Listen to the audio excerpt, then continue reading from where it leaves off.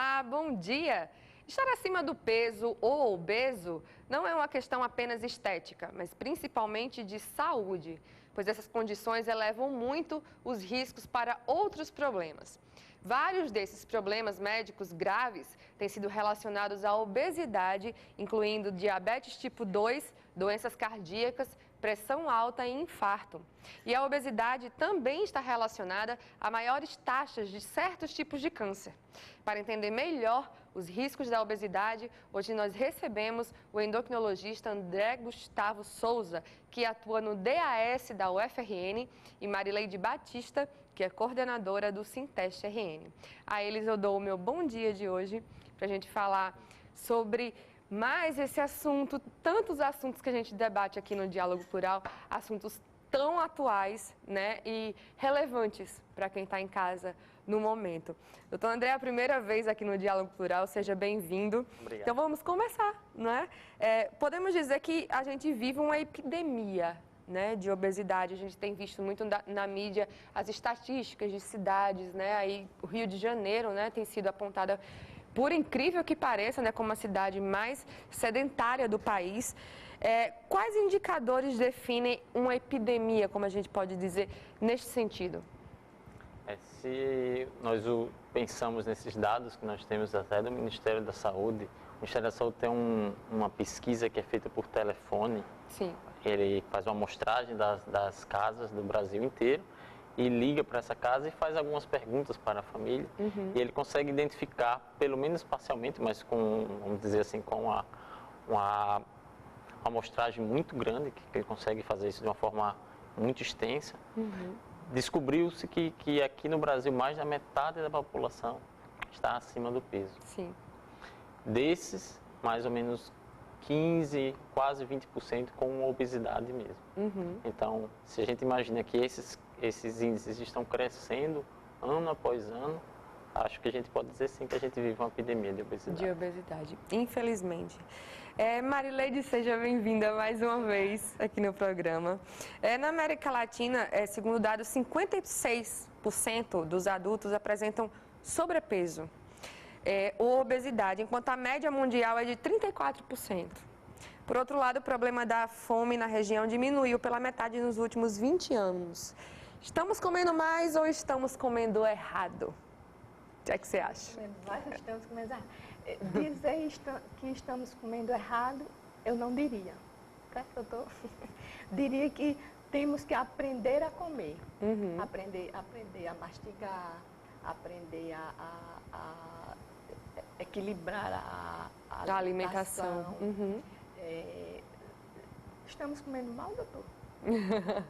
Eu acho que sim também. Uhum. Assim, se a gente influencia, né? Eu acho que sim. Se a gente imaginar que com essa mudança que nós tivemos assim, nos últimos 30, 40 anos da alimentação normal do brasileiro, que a gente saiu de uma alimentação normal, de comidas, vamos dizer assim, naturais, pouco processadas, arroz, feijão, e a gente parte para uma comida mais industrializada, com aumento do consumo de alimentos processados, industrializados e até de fast foods, né?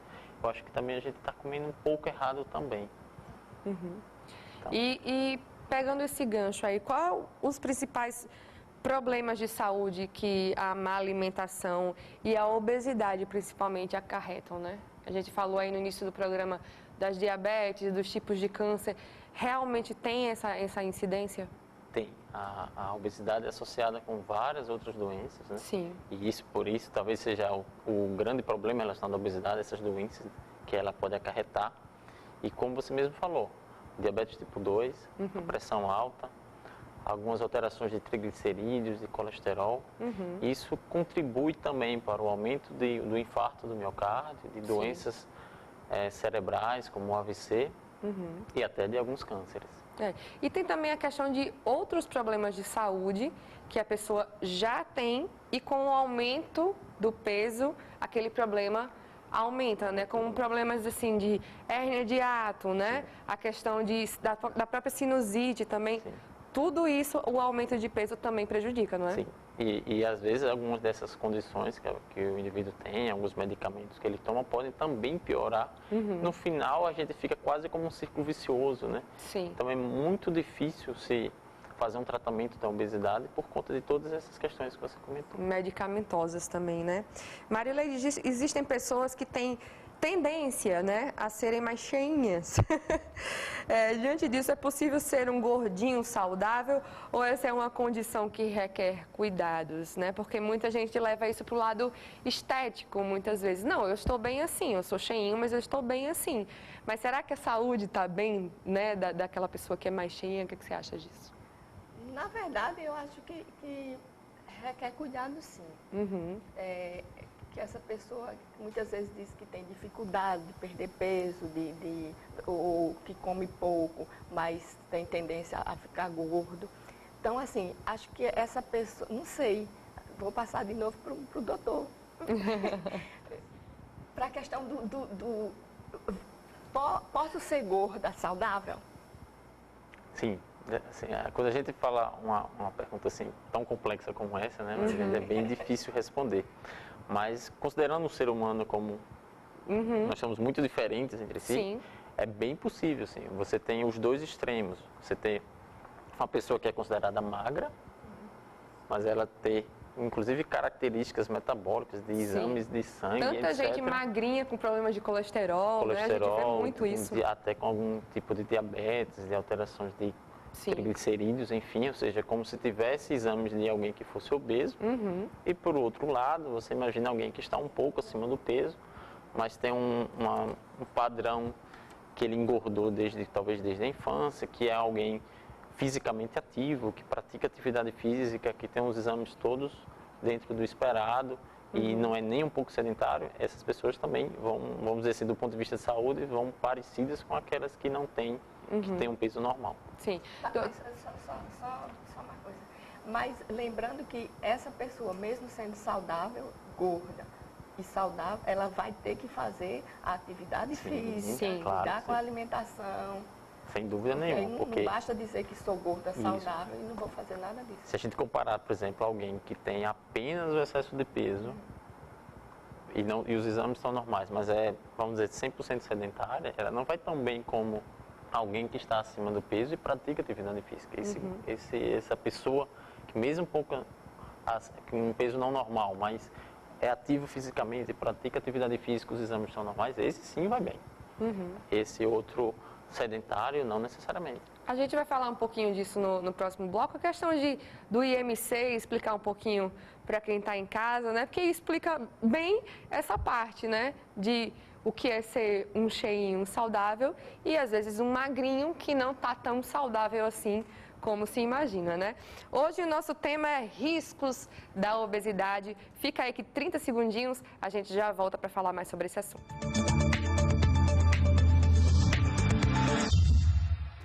Voltamos com o programa Diálogo Plural de hoje, que conversa sobre os riscos da obesidade. Conosco hoje o endocrinologista André Gustavo Souza, que atua no DAS da UFRN, e Marileide Batista, que é coordenadora do Sinteste RN. Na UFRN, a Diretoria de Atenção à Saúde do Servidor, o DAS, tem desenvolvido ações com o objetivo de melhorar a qualidade de vida dos servidores e assim evitar doenças ligadas à obesidade. Saiba mais na matéria de Ricardo Crust. O Brasil, que há 30 anos vivia a dor da fome e desnutrição, hoje tem na obesidade um problema de saúde pública. Duas doenças que costumam caminhar juntas desse mal, a hipertensão e o diabetes, viraram epidemias e hoje atingem pessoas de todas as idades. Entre a população adulta, são mais de 12 milhões de diabéticos. Já o número de hipertensos ultrapassa os 30 milhões.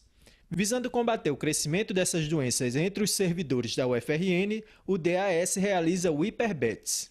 O HiperBETS é um projeto, de prevenção e controle da hipertensão e diabetes. Ele é direcionado, nosso público-alvo são os servidores. O nosso objetivo é dar qualidade de vida àqueles servidores que possuem essa doença, né? A gente fazer a busca ativa e também prevenir. Nós trabalhamos de forma fixa aqui com atendimentos coletivos, uma vez por mês, sempre na última quarta-feira, às 4 horas da tarde, abordando temas relacionados à hipertensão e diabetes. Fátima nos explica como se dá o atendimento. Uma consulta coletiva, onde às vezes a minha dúvida é a sua dúvida.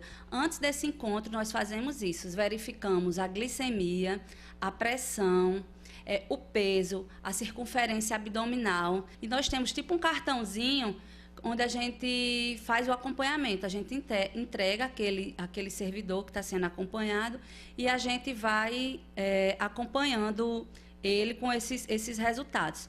E sempre após o encontro coletivo, nós já marcamos as consultas individuais com nutricionista, com endocrinologista, com cardiologista, para que o que ficou, os ajustes de medicação, caso o servidor já faça uso, seja corrigido.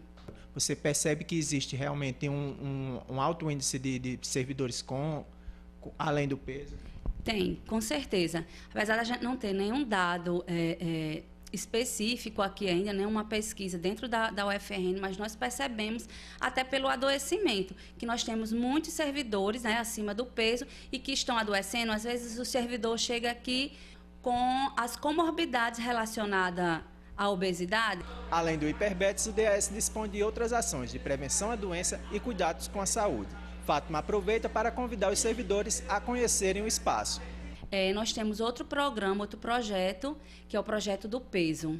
Esse é um grupo fechado, então todo ano, a gente, por volta do mês de abril, é aberta a inscrição, onde é feito o acompanhamento, tanto individual quanto coletivo, dos servidores que estão acima do peso. Sem falar que nós também temos um programa de antitabagismo. Então, assim, o DAS está de portas abertas para receber todos os servidores e promover a saúde, que é o nosso objetivo principal. Então é isso. Doutor André, o fato do governo não fazer uma campanha massiva contra a obesidade se deve ao poder da indústria alimentícia? Tem essa relação aí? Então, é bem difícil a gente conseguir estabelecer, porque isso, o governo, né, não faz uma política pública muito intensa assim, sobre a obesidade. Ele tem ações bem pontuais, sim, mas saber quanto que isso seria um lobby da indústria alimentícia é muito difícil dizer. Até porque, em algumas situações, a indústria alimentícia deu respostas favoráveis para algumas demandas, como, por exemplo, alguns anos atrás, quando houve um objetivo de se reduzir a utilização de gorduras trans em alguns dos alimentos. A gente imagina que, pelo menos é o que a gente espera, que aconteceu. Mas, obviamente, a indústria de alimentos é uma indústria muito maior do que a gente imagina. Eu não sei qual o lobby que elas têm no governo ao ponto de conseguir impactar no estabelecimento de uma política pública de saúde. Sim. E também falando sobre um ponto que a gente conversou com Marileide e o senhor expôs também, a questão do se alimentar corretamente. Né? A gente tem visto muito essas coisas da indústria fit, né? Do que é legal comer, o low carb.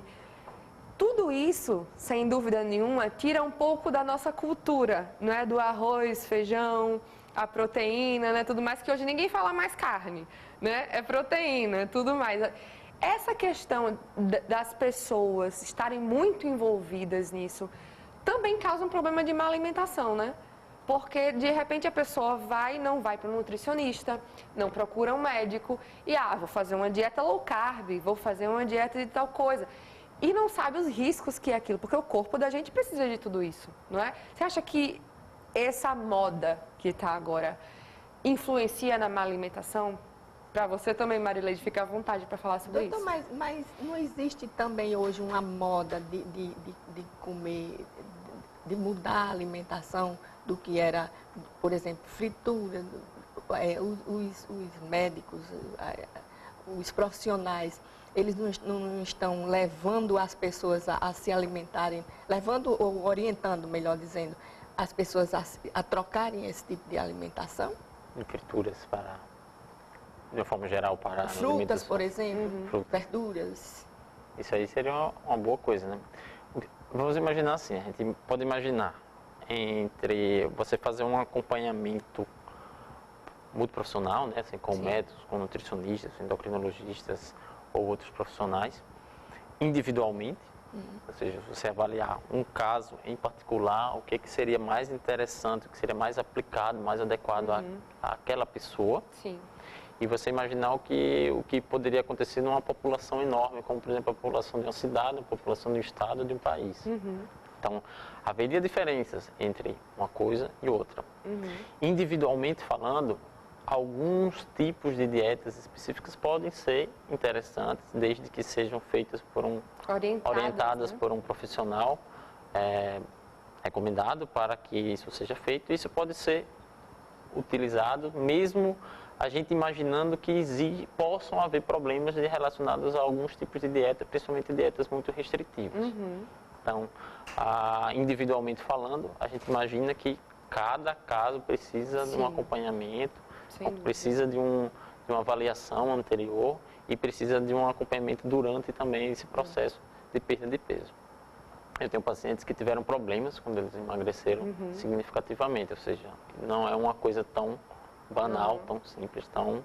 Parece clichê, né? A gente dizer, precisa de um acompanhamento médico, precisa de de acompanhamento de um profissional, mas é verdade. Com esse acesso todo à internet, várias dietas, né? Várias páginas que tem tantas coisas, você tem acesso a tudo aquilo, a receitas e tudo mais, mas nem sempre aquilo está de acordo com a sua saúde e com o seu perfil, né? Tem que ter muito cuidado em relação a isso. E o importante é que, o que eu acho, na minha opinião, a maior falha das pessoas que estão querendo um tratamento, fazendo um tratamento para excesso de peso, é a perseverança. Sim. Então, começar uma dieta, né, é relativamente fácil. Mudar um hábito, adquirir um novo padrão de se alimentar, adquirir um novo hábito de atividade física, não é tão simples.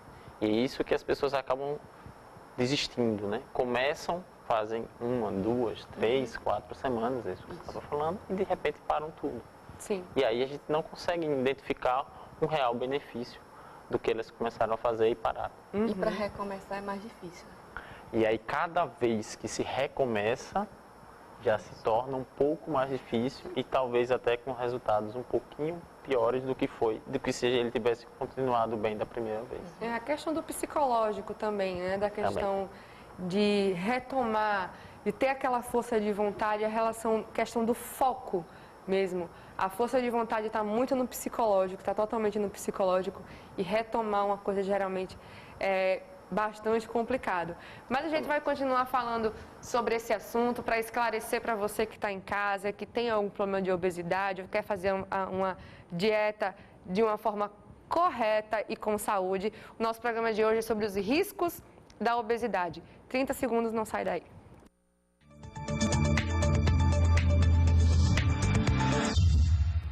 Voltamos com o programa Diálogo Plural de hoje, no nosso último bloco, que conversa sobre os riscos da obesidade, com a presença do endocrinologista André Gustavo Souza, que atua no DAS da UFRN, e Marileide Batista, que é coordenadora do Sinteste RN. Vamos tentar concluir um pouco e passar um pouco de informação para quem está em casa. O que é que vocês acham? A gente falou muito no bloco anterior sobre a questão da internet, do acesso, né, muito fácil a dietas, enfim, vários tipos de coisa para emagrecer e tudo mais. O que é que vocês acham desses programas de TV em que as pessoas com sobrepeso competem, né, para emagrecer mais rápido? Isso de alguma forma pode ajudar quem sofre desse problema? Será um estímulo ou também pode ser um risco? O que é que vocês acham disso? Eu acho risco. Um risco? Acho risco porque competir para ver quem emagrece mais rápido é complicado. Acho complicado. O único benefício que eu vejo nesse tipo de programa é alertar quem é obeso para que ele tem que procurar um acompanhamento profissional. Sim. É isso, doutor André?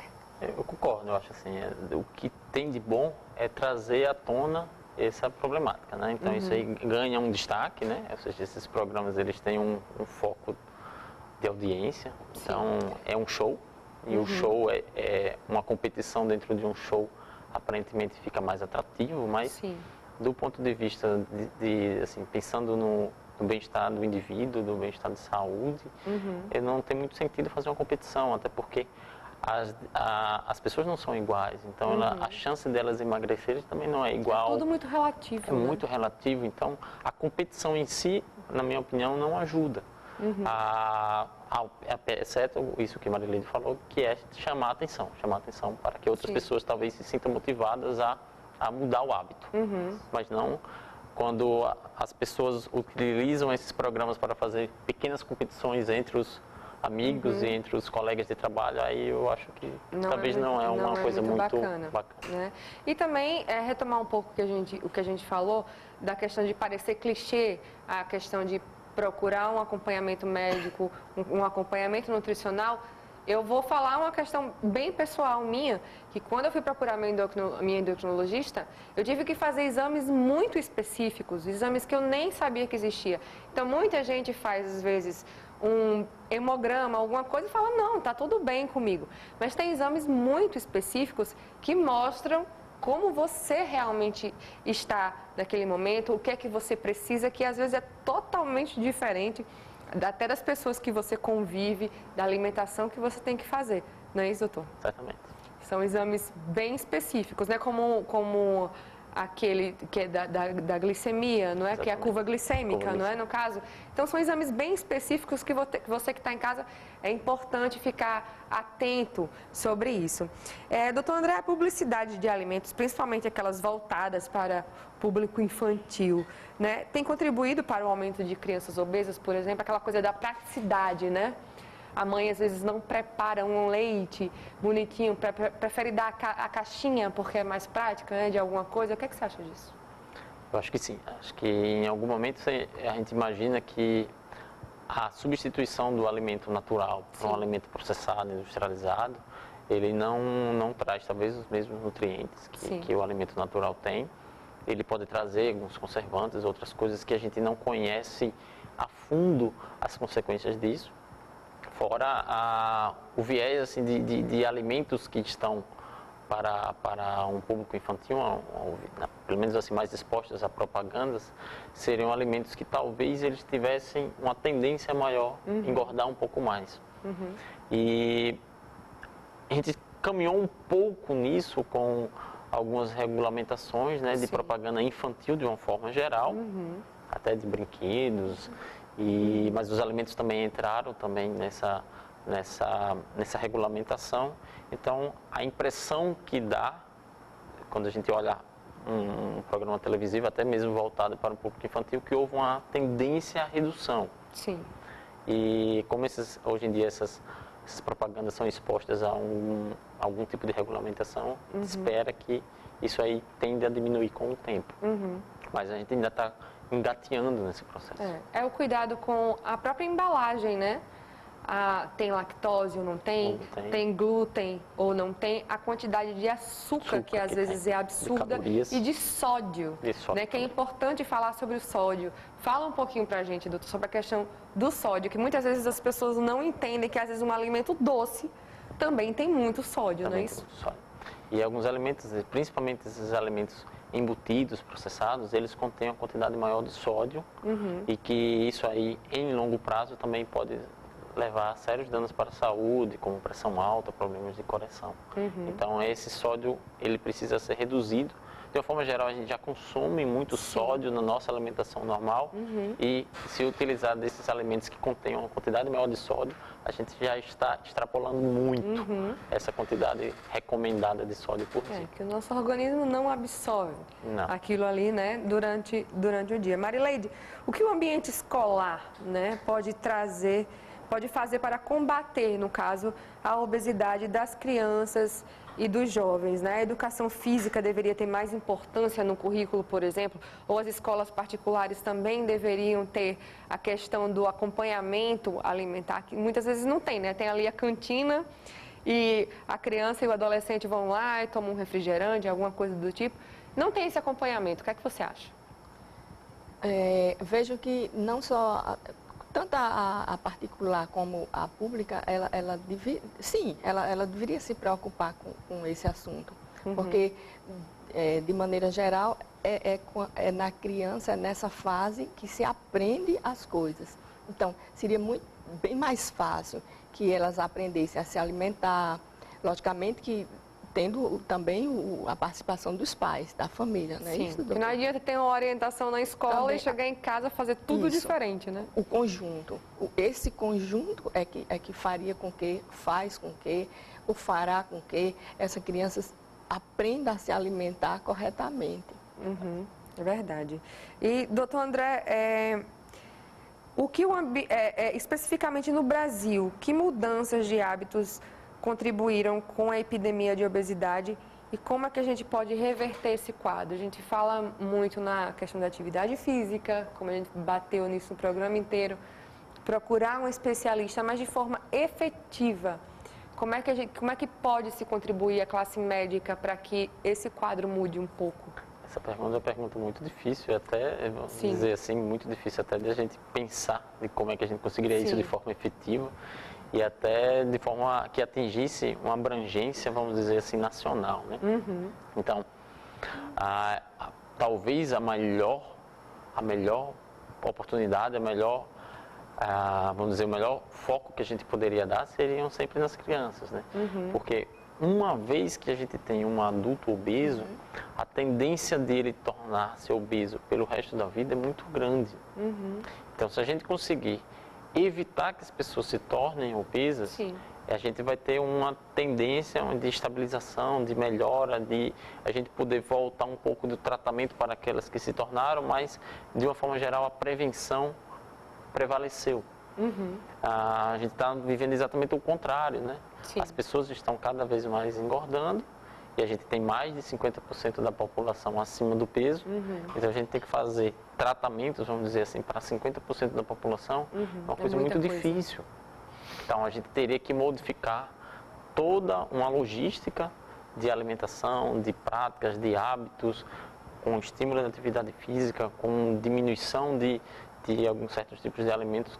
Não sei se a gente conseguiria isso de uma forma tão fácil, mas começando da infância, continuando na adolescência, no início da vida adulta, para a gente conseguir pelo menos uma tendência de estabilização e depois de alguns anos, reduções progressivas desse número de pessoas com obesidade. Esse é um índice alarmante, infelizmente, e que as pessoas deveriam ficar mais atentas, sim, à alimentação.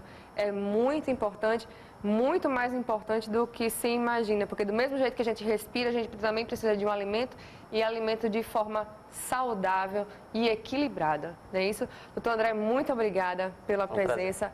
Sempre volte para a gente falar sobre esse assunto, sobre outros assuntos também que tratem de saúde, para a gente tentar reverter um pouco esse quadro, né?